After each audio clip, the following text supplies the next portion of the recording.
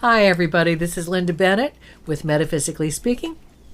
I'm your spiritual counselor and psychic host for Metaphysically Speaking, and we are coming to you over WTMY radio, 1280 AM, and the internet.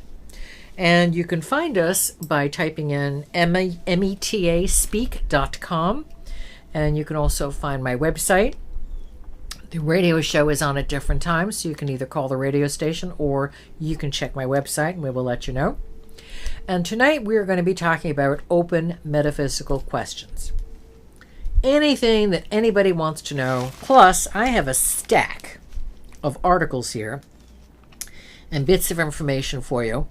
I like to gather stuff up periodically and then cover a bunch of things. So it's a general information program.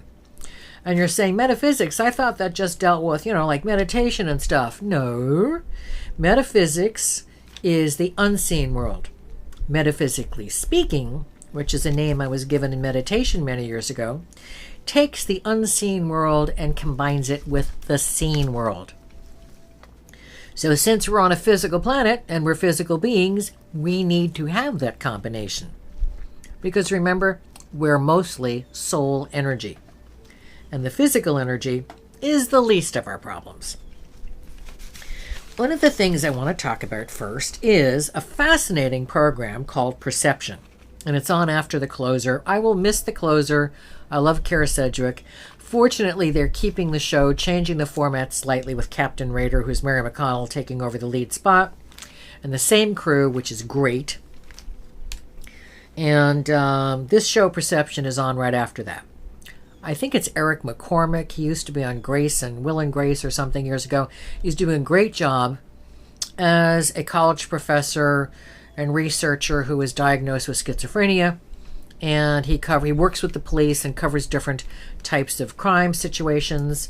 And it's really good. Last night, they were covering a cult, C-U-L-T, which has been distorted in meaning today because it comes from the word cultus, the Latin word cultus, which means hidden wisdom, ancient knowledge.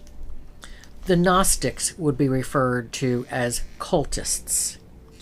So if you think about it, when we talk about whack groups, or what mainstream Western religion considers whack groups, very different definition. Some of them are whack groups, and some of them just differ from what mainstream Christianity, Islam, and Judaism thinks. But this show's premise was about a group of people, a mother and a father and two sons, and the younger son heard God speaking to him and heard God's voice. And very often in the things he was talking about, he was accurate. The college professor, played by Eric McCormick, recognized this, and I also recognized it. I said, oh, he's got a brain tumor.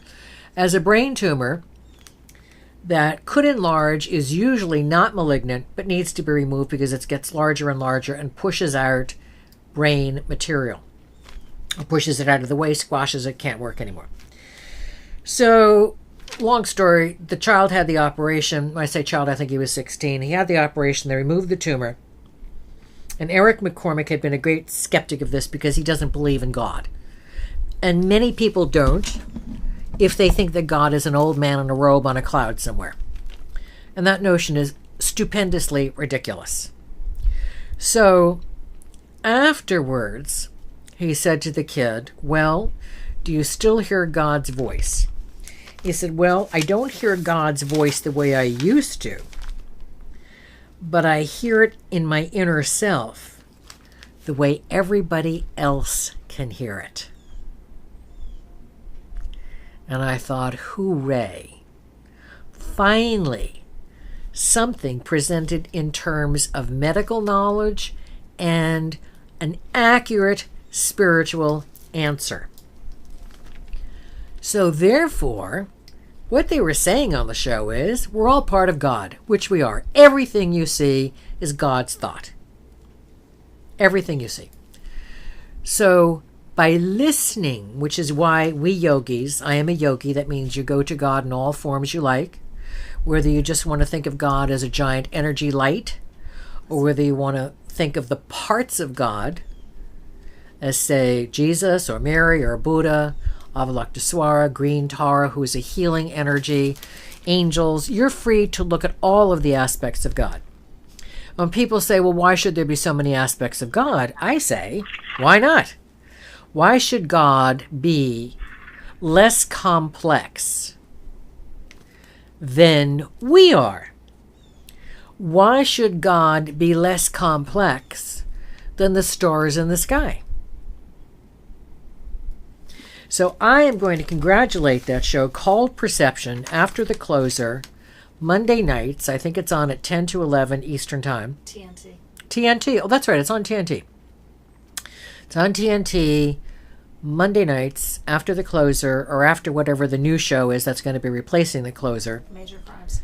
Major Crimes is the name of it. Good for you. That's my producer here. She's Johnny on the spot with these names. And I would congratulate them and recommend that you watch the program. Okay, we've got a caller. Before I finish the rest of my 900 things I want to discuss with you, caller, first name and comment or question. Hi, this is Patricia. Hi there. Hi. I guess my question is, I feel like I am very, I have a good relationship with animals. And I tend to like them more than people. Yes, many of us do. and I wanted to know what makes their souls different than people's souls. You want to know? We missed part of what you said. You want to know what makes what? Their souls different than people's souls. Oh, okay. Well, that's a good question. Their souls have a different genetic DNA and a different spiritual DNA. And this is interesting because I saw a show recently that was dealing with the fact that elephants recognize their reflections, they know who they are. Dolphins recognize their reflections, they know who they are.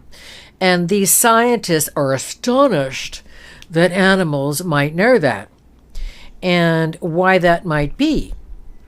And they think cats and dogs and fish are dumber and don't have emotions because they don't have emotions or intellect in the way that we do. But they have something else. All animals have souls.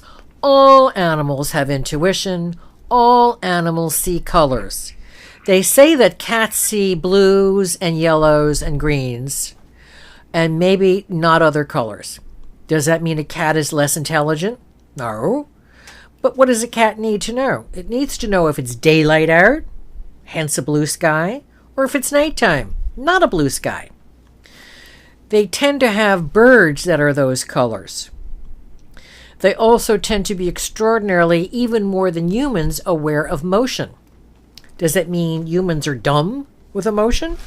Or does that mean that humans don't have a genetic need for that type of small animal movement?